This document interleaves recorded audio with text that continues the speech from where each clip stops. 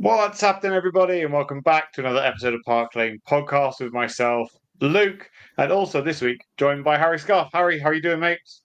I'm very good, thank you. Thank you very much for having me. Looking forward to getting into it. Amazing. Shout out to everybody in the chat. Apologies we weren't on last week. It was my birthday, so I had a little week off celebrating with friends and family, but we're back this week, and we actually have some football finally to talk about, Harry, because yesterday Spurs played Reading in a pre-season friendly. Yes, I know, was only a pre-season friendly, but there's lots and lots of things to talk about, and obviously Thomas Frank's first game, non-competitive game as Spurs manager. But before we get into it, let us know who you are, where you're watching from in the chat. If you're new to the channel, don't forget to hit the subscribe button. Don't forget to like also, and don't forget to follow us on all socials as well. Right, Harry, let's get into it because yesterday was Thomas Frank's first game as Spurs manager. A lot of things to look at, but also a lot of things to not look at as well, because it was a pre-season friendly. It means absolutely nothing. The Spurs ran out 2-0 winners away in Reading. Let's go through first of all kind of the lineup, because I always like to look at these lineups, right? Thomas Frank had two separate lineups. Spurs actually got the graphics wrong on the lineup because they had Vicario starting in goal, but he didn't start in goal because Kinski started in goal. So we had Kinski, Porro, Romero, Danso, Udogi, Sarr, Bentancur, Devine, Moore, Johnson, and Solanke. Now, apart from maybe like Devine, Moore, and even Danso, I suppose, there's pretty much a starting 11. You could also argue, obviously, Kinski as well. What did you make of that starting lineup? And do you read much into that, or do you just think that that's just an 11 he's gone for? Yeah, I agree with you firstly, Luke. I think it is a strong lineup. I don't look too much into it because I think pre-season with Frank as new manager, you hope that everyone kind of starts on an kind of equal, should I say, playing field. Of course, he'll know who he wants in the starting lineup. I'm sitting here talking to you. We probably know that Romero is going to be in the lineup, Van der Ven, Porro, Doggy, Vicario. We can assume these, Solanke, Kudus, etc., But there'll be some that are up for debate. So I think he's just purely, maybe not randomly completely, but he's picked two 11s. I think he definitely wanted like Romero captain one, Son the other. I think he made that very clear. I think he wanted to see Kudus in the second phase to see the impact he could have on the game that's currently taking place. So I think it's all would have been done for a reason, but I don't look too much into it because he still had some unavailable. What was it? Alderbear, Gray, Richarlison, Solomon, Kulusevski. There's still quite a few that were unavailable. And Takai as well, I think, just got his work permit and is carrying a little bit of a minor knock. So I don't look too much into it, but of course you'd hope that starting team would do maybe better as we get on to than it did, being League One outfit in Reading. I still think they're positives to take out of it, but I don't look too much into the team. I will let him, not Luton, but the one after, get to Arsenal or then PSG in particular in the Super Cup as you get really, really close to the start of the year. That's when I look into it a little bit more. Yeah, definitely. I think you're right. I think, even that pre-season game against Arsenal, that's the one that I've looked at and gone, we still don't want to lose that regardless of, kind of it's being a pre-season or not, because, I never want to lose against Arsenal. I don't know who decided that playing Arsenal in Hong Kong was the ultimate pre-season game, but seems that that's the way football's going, especially. Let's just hope that the Premier League doesn't go to that. But I agree with you. I think that, when I first looked at that lineup, especially with Vicario in goal, I thought, oh, maybe, there's a couple of youngsters in there, but maybe this is something that he wants to, keep an eye on and go from there. But, I think you have to give everybody their own shot. I would love to know, how managers go about picking these. Why in that 11 did he go for pretty much a strong starting 11, but then have a couple of kids in there, with, Devine and Moore? Does he say, okay, these are players that actually could break through, or again, am I just reading too much into it? How do they go about it, do you reckon? It's a very good question. I think it'd be a case of let's have an idea of the first team, as you say, and let's see how youngsters that we're either not sure about. It could be that we're not sure about whether we want to loan them or not, whether we want to sell them. I just look at this and people their mind might be made up. I don't know how Frank sits on certain players, but I think players that he's unsure whether they leave or not. I'm thinking Richarlison, Solomon. There's a few, isn't there, like that. This is a good opportunity to play them. So I think the thinking will be, in particular, you mentioned there, Devine, is he ready now? Does he need another loan? I think that's the type of thing they'll look at. I think it's very key to see. Mikey Moore, is he good? Do we need to go out there and sign yet another winger? Can we afford to let someone go? There'd be things in the back of Frank's mind, but I think generally it would just be a team without too much. I don't think, do you know what I mean? I don't think you can sit down for hours and think about it. Yeah.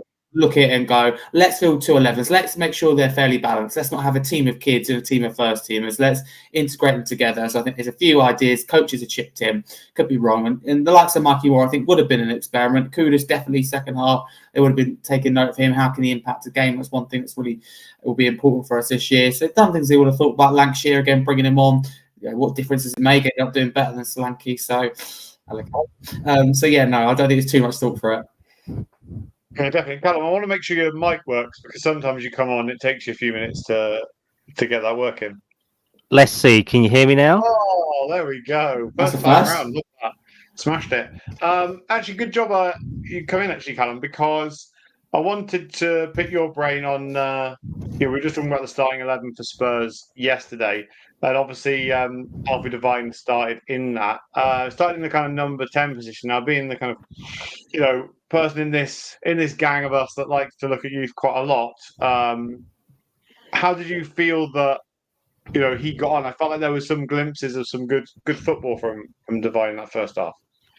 Yeah, no, I thought it was a positive performance from him. There's definitely, he's still only, 20, 21, so there's still a lot to be desired on his end product. But no, I think he did well. And he sort of, the way that it was kind of set up was that Bentancur was sitting deeper with Sarr then playing as the pivot, and then Devine playing more like angular mould off the right with that free roam in there. So no, I thought it suited him, to be honest. I thought it worked quite well compared to like a box-to-box midfielder role. That sort of front line position works. Obviously you got the luxury of using my Spurs play as well, didn't you? In that, because you are a cheapskate motherfucker.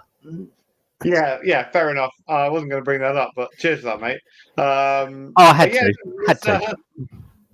Where's my minivan? Yeah, I know. Yeah, still here, mate. Still getting used. I thought that he did decent. I thought that he, and I don't want to be critical of anyone. I felt, bear in mind, I'd just come back from like a big long trip away, but I felt so I was a bit knackered yesterday. But I did think that he played slightly better than Mikey Moore, for example. Like if you were going to look at those two together, so he probably had a bit more of an impact. I liked that he played some difficult balls that nearly did come off. There's one especially to Solanke that he played through that was really, really good and kind of had an eye for it. So I like to see that creativity from him. I really wasn't, Harry, that impressed with the first 11 that came out. Again, 45 minutes in the pre-season, but that first 11 that came out, I didn't really see much from it that was that impressed with. What did you think as a whole? Yeah, I'd agree with that. It felt very like a pre-season game, didn't it? Not too much to it, not a lot to play for, so not a lot about it. And I think we forget that Reading are League One. The common misconception is that they're still Championship, and okay, it kind of makes sense, but they're the League One. We should be doing a little bit better. Of course, don't want to get too carried away. In the end, we won the game and won quite comfortably. But in that first half, you'd expect more. And you've got to look at players like Solanke and go, you've really got to push on this year. The money that we paid for you, but I have to see whether he does or not. He did have I'd say not an easy chance, but he had a chance he's got to be doing better with. Probably got to keep on target or he sticks a leg out. So I think focusing on him in particular, he's got a big season ahead of him because Thomas Frank typically works with strikers that he has very, very well. We look at Ivan Toney with Brentford, got the most out of him. Johan Wisser, common misconception that he's actually a striker or a forward. He's actually more of like an attacking wide player that Frank converted him when he lost Toney and scored plenty of goals and filled that gap exceptionally. So, and whether it's Sharda, whoever it may be, that number 9 in Thomas Frank's system is crucial because you have a lot of balls going into the box. Fullbacks are very important, wingers are very important. So I think that's something Solanke could hopefully benefit for. But you are right, first team struggled a little bit. Again, don't look too much into it. If this is, we're like this next weekend against Luton or in particular Arsenal after, you start going, this is really our first team, this is enough. But it's also, I think, good evidence for Frank to look at this and go, Daniel, look, we need more, or Johan, or Vinna, look, we need more on the transfer window. We can't get past the League One outfit in Reading. So there's a lot of things that Frank will gain from this, not just scoring twice from set pieces, struggling as well, he'll benefit from because he'll hopefully get more in the market. I hope so. Yeah, definitely. And it's good to see goals from set pieces when they brought in a set piece coach. as well. So, or someone who's going to be mainly focusing on set pieces, I suppose you could call it. Callum, what do you make of this, like first 11, second 11? I was just talking to Harry about it before you came on. Like, how do you think that they kind of pick these, sides? Do you think it is just random, a mixture of players that they want to see as kind of an 11 against another 11? Like, how do you see it? It's usually based on match fitness, the availability of the players, who's further along, who's come back at different points. I wouldn't read too much into it, to be honest. It's not, this is our first, this is our second. It's probably just, we've got these many players available in this position. You will play first half and you'll play second half. Because, we saw that there was 4 players that didn't get on the pitch yesterday. There was Phillips, there was Abbott, there was Yang and Austin as well. So I don't think there's too much really to read into it, to be honest, mate. I think he's just testing out. It's probably the first time that he's properly seen his team in like a proper first team match. Like, yesterday, if you had to tell me that Johnson was going to play 90 minutes, then I'd have said, okay, fine. Based on what I saw like from the first half, absolute dog shit, complete and utter useless on the pitch yesterday. The same with our new slim shady right back as well, with his bloody blonde hair and all that. So I don't think there's anything to really look into it. It's like Udogie, great first half. Ben Davies came in at left back in the second half, awful. You can't really compare them. I just think it's 45 minutes. Son and Romero couldn't play because they're both our captains, so you had to put them in separate halves. I just think it's him testing stuff out at the moment. Yeah, interesting. It is interesting because second half, the players that came in seemed to work a little bit better. They made a full 11 substitutions, including Vicario coming in, Kudus coming in for his debut, Vuskovic for his debut, obviously. Lucas Bergvall came in. Other players like that, Mickey van der Ven. What did you make of the second half, Harry? Overall, I felt like it was obviously a lot better because we scored twice. So, anything's better than a 0-0 at half time. But like some of the players that came in really came in to show, what they were made of. And that's what pre-season's about, isn't it?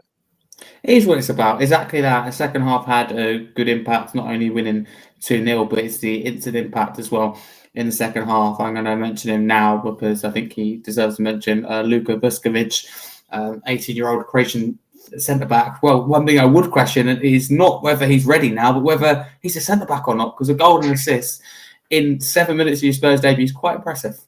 He's a big bastard, ain't he? What lab was he growing in? Come on. I know, it's interesting because a few years ago, his first loan spell was in Poland, and I've talked about my friend a few times, but I've got a good friend of mine who's Polish, lives in Poland, and obviously supports a team in the Polish league, and he was giving me kind of a few updates here and there from him, and him scoring goals, especially even last season, is not something that he's afraid of, and he has scored a lot of goals.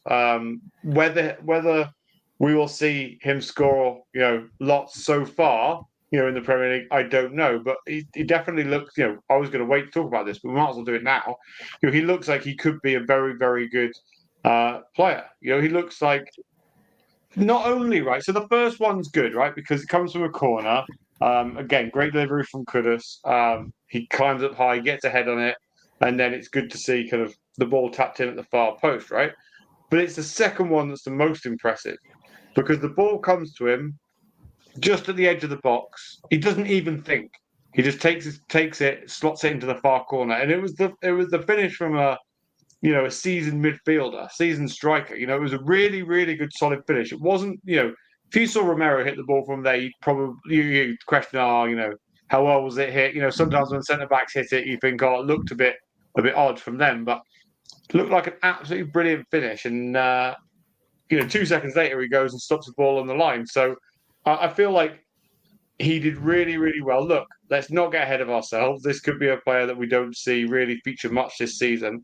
But, pre-season is about that. And too many times at Spurs, I've seen players coast through pre-season matches and we, new signings come in and we think, I can't wait to see them in their first pre-season game. And, they don't want to get injured and they don't want to put you're 100% in. But what you need is players like this. As you say, 18 years old, waited for his time to finally come and play for Spurs, and a goal and assist and a goal line clearance in the first 10 minutes of the second half is brilliant, Callum, isn't it? Yeah, no, exactly. I mean, it's what we want, and theoretically, everyone's complaining about us not getting signings in. Well, I mean, this guy's got a class towards being a new signing, hasn't he? Because we've never seen him. We've never bloody seen him apart from compilation reels. But I mean, I know it's against Reading. I know it's a pre-season, but the plan of the club is for him to remain around at least for 6 months. After yesterday, I think that has got a couple of people questioning whether he becomes a full centre-back option. He will be in there and around. He's got potential. He's got the options available. And I mean, when you're that big, that age, a lot of people are not going to want to take you on, are they? From set pieces, from attacking in the box as well. So no, I think really positive from him, and he didn't look out of place either. He's not slow. He's not sort of afraid to put in a last minute challenge as well. He looks confident, and you don't really see that. Actually, like running out of defence with the ball when he had it, especially when he was off, kind of playing a bit wider on the right sometimes when we were playing out. I thought that he looked brilliant. He wasn't afraid to pass the ball, ask for it back. I thought he was great. No, exactly. He just looks positive, and I think for all we've been through for the last year, we need some positivity, don't we? And he could be one of them positive aspects to come out of this pre-season, because everything the last couple of weeks has been overshadowed by transfers and stuff happening and behind the door stuff. So, yeah, positive outlook. It'd be interesting to see if he does feature against Luton next week. But no, a good start from him, and a good way to link up with Kudus and with Lancashire as well for the other goal. Quick one, Harry. Let's say he does stay around the first team, right? At the moment, we've got Romero, Van der Ven pretty much locked on as our starters, right? We've got Kevin Danso, who've just signed. And then, we've also got Dragashin as well at centre-back. Where does that leave him in terms of, being able to push through into that even cup starting position? Firstly, it leaves us in a very healthy position. Of course, I do believe you can have too much depth, because that causes, competition's good, but people say you can't have too much depth. Well, I know what they mean, but at the same time, you can't have people here that are unhappy, and it just doesn't look good. It's going to cause problems. There's no doubt about it. So I'd see generally it's healthy. I think it's no surprise that we have seen Dorrington go out on loan again to Aberdeen. I think Phillips will follow, etc., because we have got a cover in that position. Someone like Dragashin, I think, has really struggled since joining Spurs and hasn't lived up to the ridiculous words of his agent. However, I think a change of system might benefit him. I just don't think he's suited down to Postecoglou ball on the floor. Football, he suits more, I think, a Conte or in particular, but also Jose Mourinho in my head anyway. So I think hopefully Frank again looks at it and has no favourites to centre back. We know Romero and Van der Ven are better, but it should be based on what he sees in training and what we see in pre-season and throughout the season. I hope that everyone starts, as I said to you earlier, Luke, on a level playing field. But we have lots of depth. We probably need, 4 or 5 centre backs. Also have Romero, Van der Ven, Dragashin, Danso, Vuskovic. That is absolutely enough, if not more than enough. So that is a good thing. But my biggest concern, I think you'll both share with me on the panel, is meeting that homegrown quota of 4 homegrown players to be able to have that bigger squad, for example, in the Champions League. We might not be able to utilise having all these centre-backs. It's a real worry when we're starting to look at this squad and go like, God forbid, Kudus and Son, who do we pick? Or, Vuskovic and Phillips, who are we going to pick? We shouldn't be in that situation, the club we are. So I think that is poor planning. As much as I'm happy with the things the clubs are doing in the transfer market and on and off the pitch at the moment, I have to say I'm disappointed that this has not been accounted for as of yet, hasn't been planned for, and we haven't addressed. For example, Kyle Walker-Peters going to West Ham. I feel that is a mistake. I don't necessarily want Walker-Peters for the ability, but it makes so much sense. Someone who can play both sides and would fit that homegrown quota. But on your point, lots of centre-backs, leaves in a healthy position, but also realistically, we're probably going to have to send a couple out on loan or look to sell. I can't see us selling any, though. That's the problem.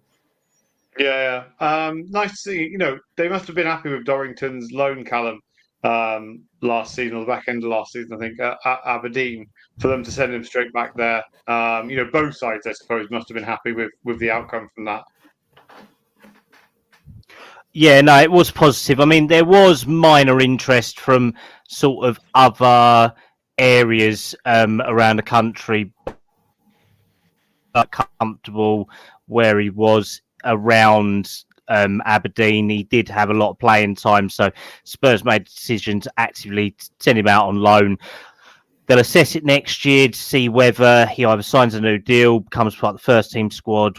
Most likely won't be another loan next year. It will either be he will remain with the first team squad or he will be sold for a profit, like what they've done with Keeley this week as well. But no, I mean, like Harry was saying, there is enough centre-back options. We've got 4 seniors. We've got Vuskovic and Takai, who make up 5 and 6, and realistically both of them will remain around the squad. They probably won't be registered for the Champions League, but they'll be in and about it. But no, Dorrington, I thought was a good move, to be honest. Everyone slated the Scottish League, but he done well there and he won a trophy. So he's got more than most of the players in our, well, more than most of our youth players, at least at the moment. Yeah, we can't say that anymore, mate. Can at youth level. What quickly on that Josh Keeley one? What do you make of that? Because a lot of people have talked kind of over the last year. Especially with his time at Orient last season. Could we see him stepping into that system and whatnot, Callum? But what do you make of that kind of letting him go and selling him? One of the main reasons why he went is because he doesn't class homegrown. He doesn't come under the club homegrown quota. So based on the sort of impact of Kinski coming in, Brandon Austin still been about Vicario, there was talks over a new deal.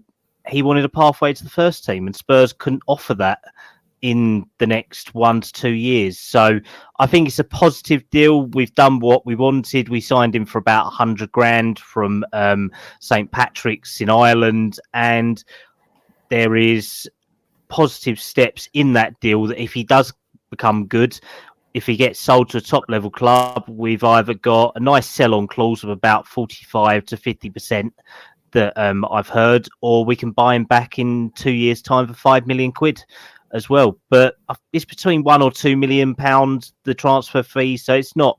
Okay. It's quite good for a youth player, to be honest, at his level, if you get what I mean. He's a young goalkeeper. They don't have a lot of money until 25, 26, unless you're a Donnarumma or a Mamadashvili, if you get what I mean. Yeah, and I think, as you say, whilst some people will be angered at this type of comment, but you've got to say, fair enough. If they don't see a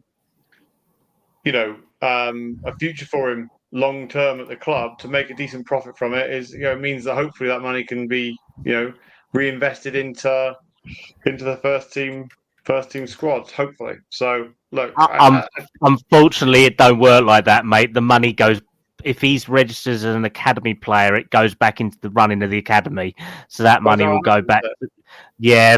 So what they will do, that will be reinvested to run academy year groups and functions by other players in, or to cover training costs for them as well.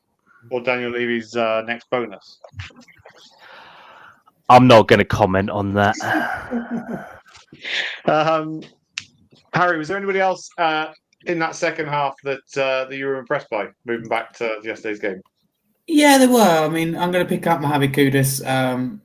Just seeing, again, compilations and seeing highlights. Of course, you got that little moment where he wriggles out with Jed Spence. That's something I spoke to a West Ham fan that I interviewed today, a football writer and journalism. It's really interesting to speak to him, and he's just like, Kudus has his faults in that. He brings a lot to the table. One thing he's very good at is finding his way out of difficult situations. Get the way he worded it, something like he kind of do it on his own. I think he kind of worded it where he'd navigate through the team. He had a moment, I think, for West Ham against Freiburg in Europe, where he just literally run through the whole team. He has moments like that. So I think that's exciting. It's good to see that change of pace, that skill, getting out of the closed areas, because tight areas, that transitions was a real problem for us last year. For me, transitions we really lacked. So hopefully he can bring a lot to the table. I'm looking forward to seeing how it works with Brennan Johnson. Does he come in and take his place? Will it be a fair competition? Assuming he'll start on that right-hand side. But God forbid we don't get them all gives White deal done. We're talking about a player who played 45% of their minutes as a number 10 at Ajax. So he's capable of stepping in at that role. So his versatility is really important. I think it's a really good bit of business. It's kind of, if you can't get Mbeumo or you can't get Xavi Simons, here's a really good alternative. So I think we've got a really good deal off of West Ham. If you look at his release clause, 85 million, they wanted a reported 65, 70 million. You look at what Manwake is going for, what Alanga's going for. I think this is a very, very good deal. So I was really impressed with him. Little moments just about, consistency with him, staying fit. But West Ham struggled last year. And again, speaking to West Ham fan today was a bit of an eye-opener because they were like, Bowen struggled as well. Paqueta struggled. Emerson, player of the year before, really struggled. Wan-Bissaka really struggled. Everyone in that West Ham team, everyone really struggled under Locatelli. So it's interesting to hear it's not just a Kudus thing. So I have a lot of hope for him next year. I think he's only going to get better. I think he's got the right manager to really grow him as a player, because look, no one can really to this day deal with Brian Mbeumo, the player that I think is created almost by Thomas Frank. So I have good feelings for Kudus this season. Yeah, and I think any competition for Brennan Johnson is good. Do you know what I mean? Because whilst he was such a good player for us last season, and I still think he's been disrespected a lot, you're right in what you say in terms of you'd be surprised to even think that he would even played any part of that game yesterday, because again he was so ineffective. And I just worry that with this system, he worked really well with Ange's system, arriving late at the back post. Will we see that with this system or not? Are we going to expect a lot more of our wingers in possession, getting crosses into the box and so on, rather than before it was a lot more using your wingers to try and spread the pitch and then get others into play the ball around the box, and also when they're on opposite wings to arrive in late and so on. So anyway, my point is having competition for Brennan Johnson is just a good thing for him. Are we going to see him step up, or are we going to see someone like Kudus say, do you know what, I'm going to come and take that spot from him? Yeah, that's a really good shout. It's a really good shout. Time will tell. I think Johnson will be very key under Frank. Let's remember that Frank wanted to sign both Archie Gray and Brennan Johnson. He's asked about that in his first press conference as Spurs manager, and he said it's no secret. He did want to sign both, so that's really interesting to hear. I think Johnson will be more as like a wide forward, so he'll be expected to beat his man. He'll be expected to put balls in the box. So I think Frank's right for him, but Johnson's going to be asked a lot more of. I still to this day, and I didn't, and I still won't have a problem with a player however involved they are in the game, if they're getting goals and assists, because goals and assists win you games. But Frank's going to want a lot more than that. There's no shadow of doubt about it. He's going to want him to track back. He's going to want him to take on his man. Kudus seems a more natural fit. I'm looking at the Son at the moment, and I just don't think this system's going to be right for him, I'm afraid. So I think he's a player that we could look to move on. And of course, Kudus can also play, not as good, but can play at left-hand side, and so could Johnson. So the versatility is really important. We have that with a lot of players. I don't think we always have the quality, Luke, in certain positions. But what you can say about your Kuduses, your Johnsons, your Richarlisons, versatility, can play in numerous different positions, and that is key.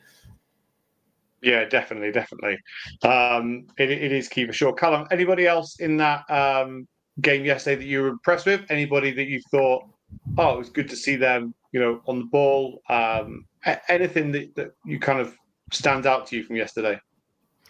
Udogie from the first half, definitely very positive, because obviously they sort of implemented Frank's in possession, the one full back pushes forward, the back three sort of interlink. So it was quite interesting to see that. Donnelly, I thought, was quite positive in times in that sort of 10 role. One person there was two. Well, in the first half, there's 4 people I was extremely disappointed with, to be honest. And one was Vicario, because he still hasn't learned how to kick a bloody ball. And I don't think that's going to change, to be honest. He really doesn't fill me with confidence half the time when he's in possession. Ben Davies, just showing his age, very much caught out at times and doesn't look comfortable as a left back. Basuma Basuma's the most frustrating player in the world. He does everything right until that final ball. And every time he tries something, it goes out of play. But then Sonny, I genuinely felt sorry for Sonny yesterday, because he doesn't look like the player that we all love and cherish and appreciate, to be honest. And I don't think he's ever going to be that player in the Premier League again. He might be in another league, but he doesn't look like he can do it as a first-team starter. If he's going to be an impact player, then maybe. But even in 45 minutes against Reading, he didn't look comfortable at all. Let's put it that way. It is tricky. It is tricky. We did talk at the start, not putting too much or reading too much into it and all the rest of it, But I get you. It's got to be tricky, right? Because a lot of expected of him, and it's hard to, to get him back to that position where, he's playing instead of Harry Kane against Manchester City in the Champions League. Do you know what I mean? And absolutely tearing it apart, or against I remember the guy who scored Borussia Dortmund in the Champions League. I think the season before. He's just an unbelievable player at times, but not all hardly anybody can carry it on at that level, and everybody will lose an inch of pace. Everyone will lose a bit of that, but then once you start to lose it, and that's your main asset, where do you go from there? And not getting it on whatsoever. And he could be an impact player, as you say. It could be a starter, and we look to bring another impact player in. But I think what is essential is that we do bring in another left-sided player. We can talk about Solomon, we can talk about Odegaard playing on that side, and talk about Mikey Moore playing on that side for Richarlison. Are any of them, going to push someone like Sonny to improve their game? Do you know what I mean? Are any of them going to light it up? When you look at like Brennan Johnson and Kudus, I think both of them together, they could push each other on, and we could see something good happening. On the other side, I just think we need seriously to improve that side.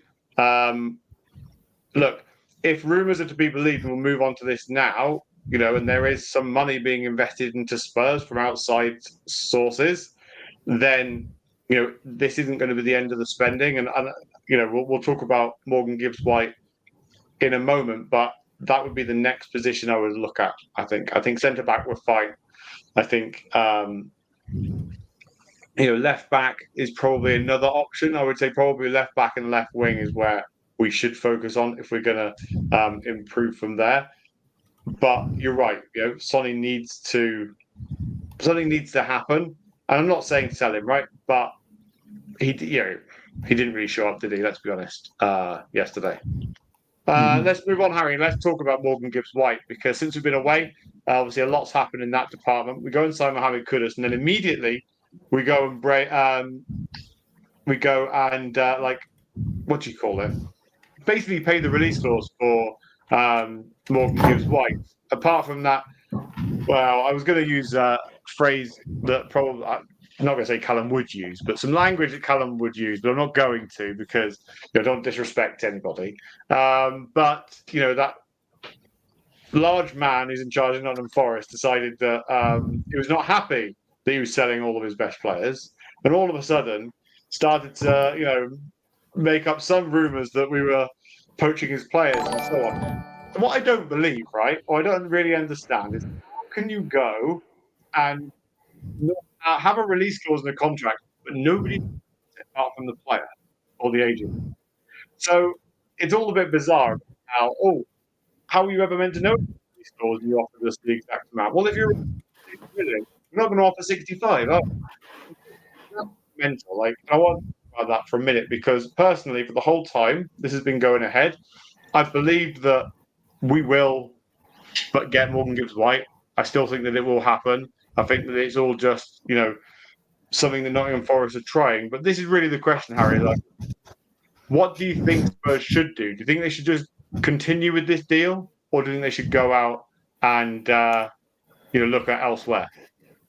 It's a very good question. Depends on how Thomas Frank feels, whether he wants the individual or the profile of Morgan Gibbs-White. I'd argue that as much as I'd love Morgan Gibbs-White, and it's a no-brainer to sell down the opportunity to sign him, for me, we should be focusing on other areas of the 10, 6 commonly, an 8 as well. There's other areas that I'd rather us prioritise, improve, add depth, add quality.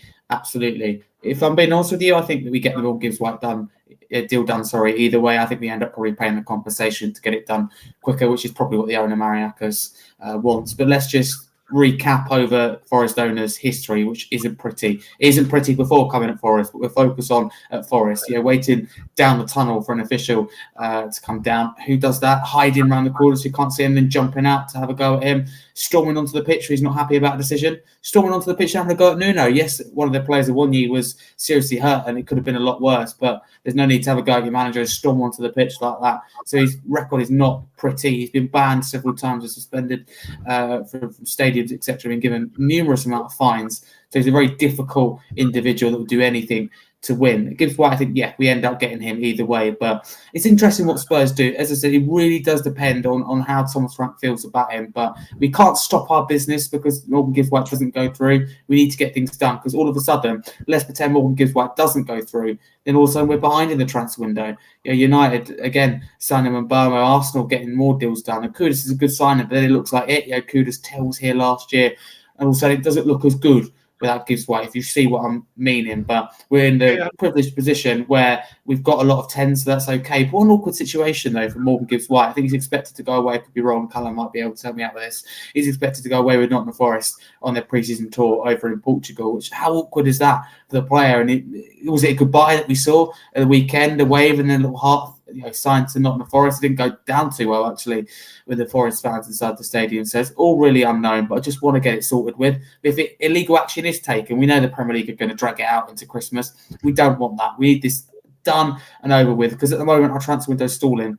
After an amazing 24 hours, Romero's going to stay, sign Kudus, about to sign Gibbs White. It doesn't look as good now looking back. So it's really a shame that it's come to this. But I believe we can get it done. Yeah, definitely. I think if he ends up going away on tour, it gets a lot more difficult. It depends how much the player wants it. If the player wants it, then it's quite easy for them to start making trouble and so on to make a move happen. Yeah. And it depends on his stance, but also his agent's side as well, what he's being advised to do on that side of things. Callum, kind of want to get your thoughts on it, because how is this possible that there's a release clause that no one was meant to know about? Do you get what I mean? It's because the way that it's meant to work is that you're meant to approach the club and you're meant to ask about the conditions of the deal. And Spurs, apparently, according to our fat man Marinakis, has decided that they have gone to the agent, they've spoken to the Morgan Gibbs White side and got this information that's apparently protected by this NDA. It's all got messy, and Marinakis has obviously threatened, done all this. Based on the information I've heard, Forest are stalling because they want players. They want to get players in to cover stuff, because obviously if the Gibbs White deal would have gone through, Marinakis and the Forest board would have looked very silly that week, because they'd have lost Elanga and they'd have lost Gibbs White. They're two best players in a lot of Forest fans. Well, yeah, Murillo, where did he go? I think didn't he? Botafogo, I think. Yeah, so that's one of them weird corrupt deals that Marinakis likes to do. He's got it with Botafogo and Leon at the moment to balance books. He's helping some people over there. But the basic principle is that Gibbs White will most likely go on their pre-season.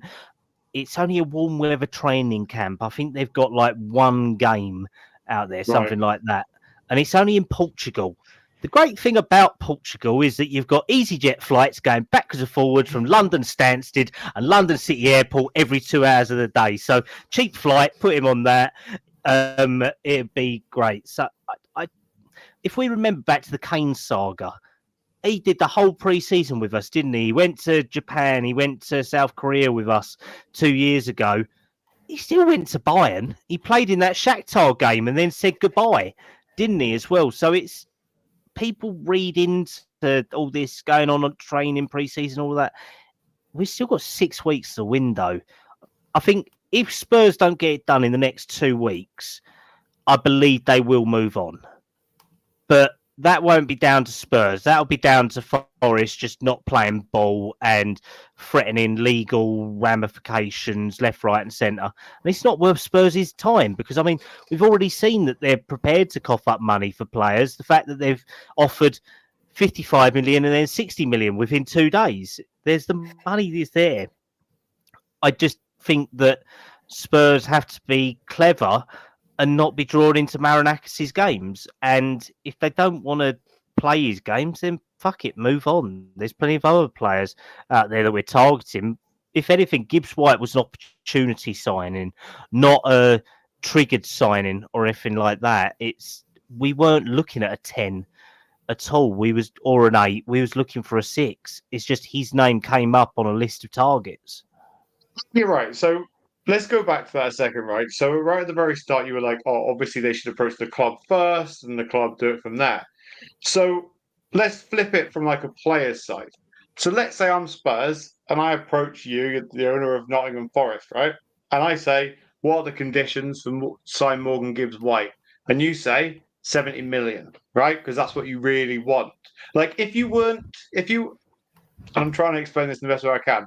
If you weren't happy with 60 million, then why put it as a release clause? Do you get what I'm saying? Like if the ability is there to sign him for 60 million, what is the problem in which way around you go about doing it? Because at the end of the day, if I go to you and I say, how much you say 70, and then Morgan Gibbs White finds out through his agent, Spurs want you, but you're being offered out 70 million, and they're not interested, you're going to lose your shit, right? So that's my point. Is like at the end of the day, the value still get to the value that they want. It's not like we've come in and gone, we want to pay 50 million, and the player's like, oh yeah, I really want to join Spurs, and we're trying to get a cut price deal. Like the release clause is 60 million.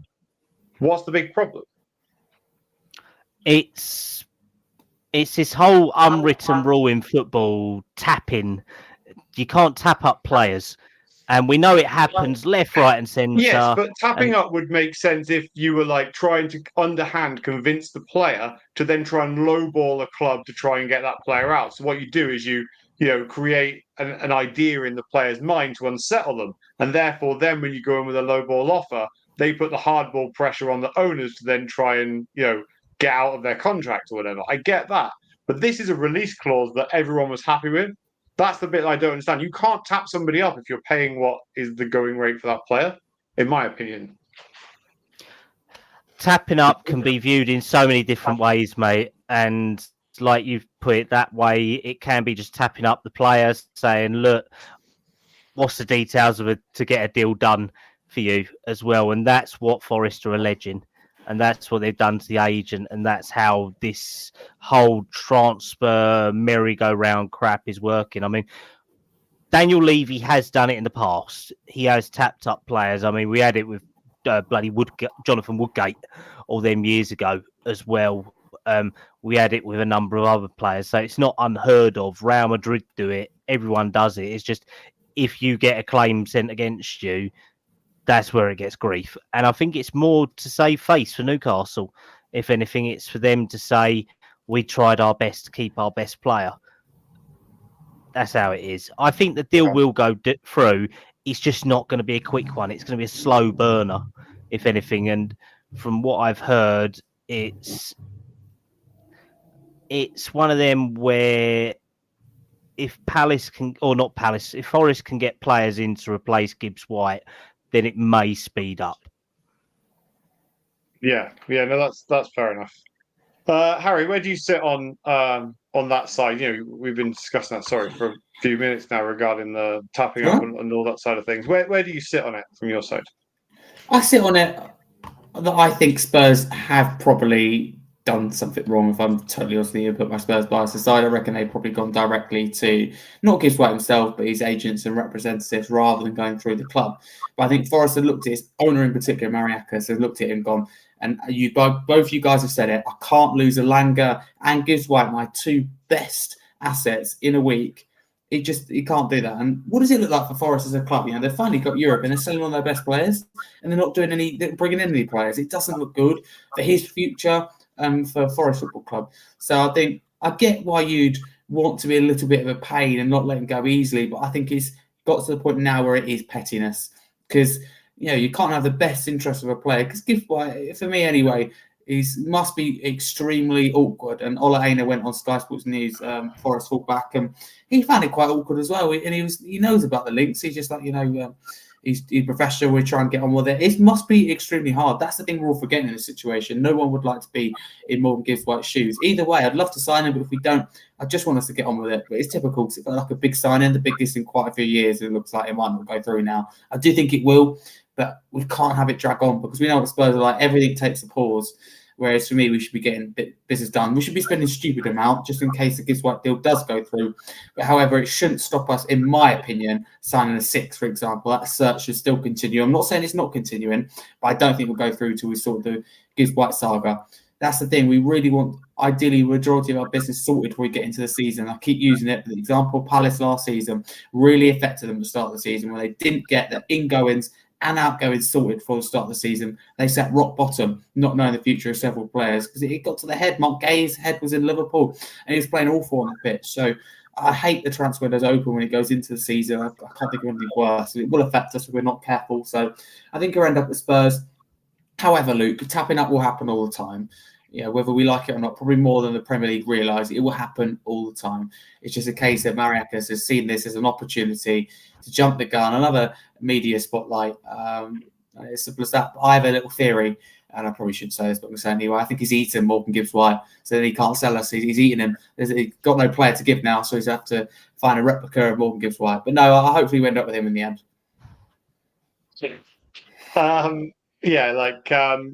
What's been said here is what the point FC is. I don't understand why Frank wants another central attacking midfielder, or is he going to turn Morgan Gibbs-White into an 8? I think, as Callum said, it's more about when a deal presents itself, such as that. With a player like Morgan Gibbs-White, you can go and get that deal, and a deal could be done relatively easily. Spurs jumped at that opportunity, and that's why they went for him, as opposed to a necessity, as Callum said.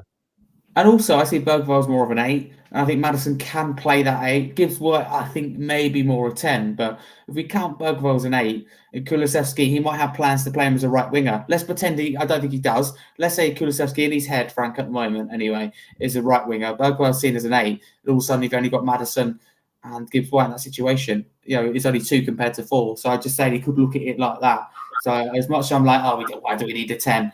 60 million for a player that's, I don't know how much should be worth in this current market, a lot more than 60 million. I think it's an opportunity that Spurs can't miss. And Mariakis has looked at that and gone, why do we do this, these release clauses? They're trying to fumble and find their way out.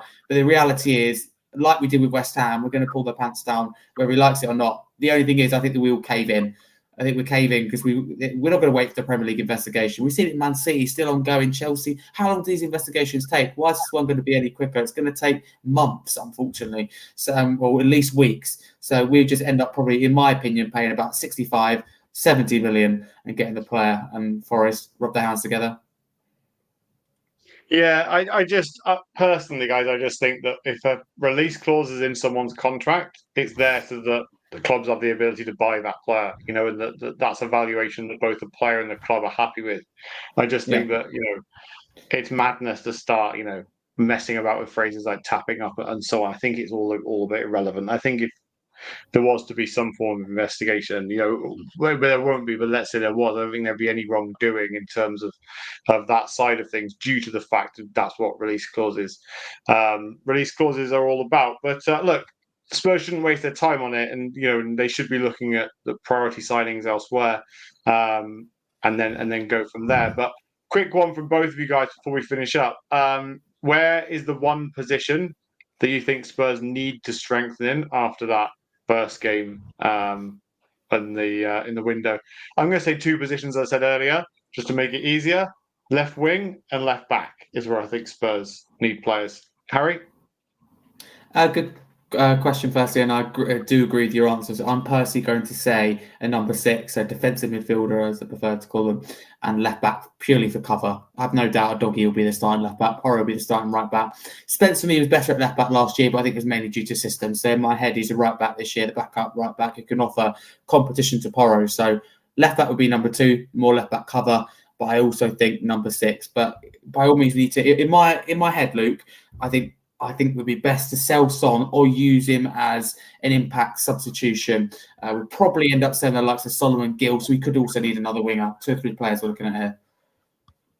And Callum? Yeah, DM or left back for me. Yeah, no, fair enough.